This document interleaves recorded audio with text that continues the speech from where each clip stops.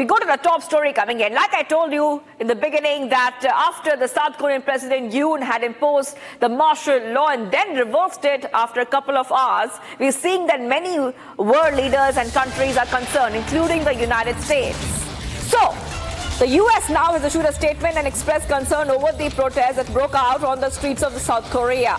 Now, the U.S. says its alliance on the Republic of Korea is ironclad, and Washington is fully committed to that. U.S. State Department Deputy Spokesperson Vedant Patel says, our hope is, and every hope and expectation is that any political disputes will be resolved very peacefully and in accordance with the rule of law. Just hours after South Korea was put under a martial law by the President Yoon Suk-yeol, the leader has now decided to overturn his decision. And we saw many protests, police clashing with protesters outside the National Assembly, while members of the parliament and other parliamentary staff went for an emergency meeting at 1 a.m. local time. We're getting many reactions coming in, especially from the U.S. of Vedant Patel. Let's go ahead and play it out.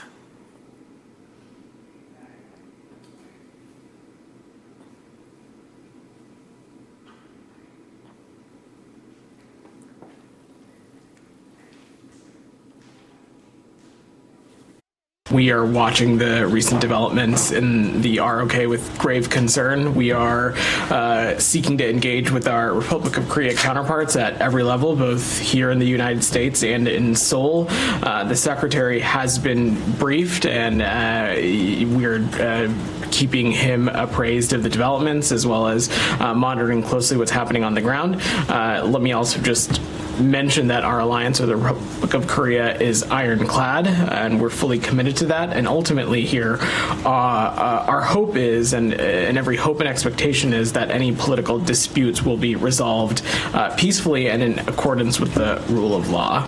All right, let's go across to our guest joining us live from Seoul, Caroline. Dials is joining us, journalism student in Seoul from Korea-U.S, joining us live. Thank you for joining us, Caroline here. And you're in Seoul, you're a student, you're a journalism student.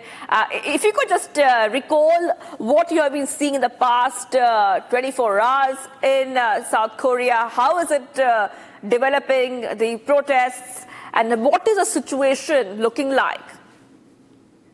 Hello, thank you for having me. It's been a long night.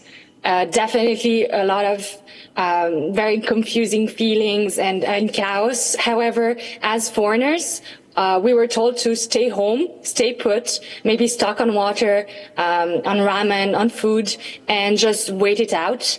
As all of our friends, like, as soon as the news broke out, they really made sure to call us and telling us to really be very careful, stay safe, and stay put.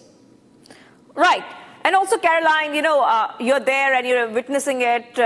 You have been indoors, you're saying you're staying put. But how is the opposition, according to you, reacting to this? Our opposition in South Korea definitely did not like what happened, and they have called out the president there, calling the steps anti-democratic. What do you really think is going to happen next? Because we know the president had to reverse the martial law. No, that's a very interesting question. So I think right now we're seeing how strong of a democracy and of a democratic system South Korea is. There was instant protest and there was instant reaction by the parliament. This means that less than an hour later, after the martial law was announced by President Yoon, the parliamentary were able to come together and vote to overturn it, as it's their right according to the constitution. So more than 190 out of 190 votes were against this martial law, and it was lifted. And following that, things really calmed down, and the Minister of Education even said that yes, we can go to school the next day. So I had class this morning, and so did a lot of my friends. And right now, we're not seeing any tanks anymore. We're not seeing soldiers in the streets, although we were told yesterday that that would have been possible. But right now, where we're at, it's really like a normal day almost, which is kind of unbelievable after all those events during the night. Yes. Yes. And, this is very important because, South Korea is an ally of the United States. And even the ally, U.S., and we told our viewers that, Caroline, are showing a lot of concern about what really is happening there. So if you could take our viewers through, what you really feel around you, because as a student, and you're a foreign student, you told me, how are the foreign students feeling? Are they feeling safe there? Are some students perhaps wanting to go back to their home countries? What is the situation like? So there were at least two main behavioral reactions around me from my friends. There were the ones that were sleeping through it all and got really confused when they woke up and so much had happened. So they weren't too worried on the moment, and right now they're just continuing their life normally. They're not intending on going home at all. And then there's the one that had been following closely, like I was, and amongst them, one side would have liked perhaps to join in the protest. However, that would have been a very dangerous situation, and we were strongly advised to not take part in any protest. Also, I think we are not allowed legally to protest as foreign students. And then another side, we're just looking at the developments, and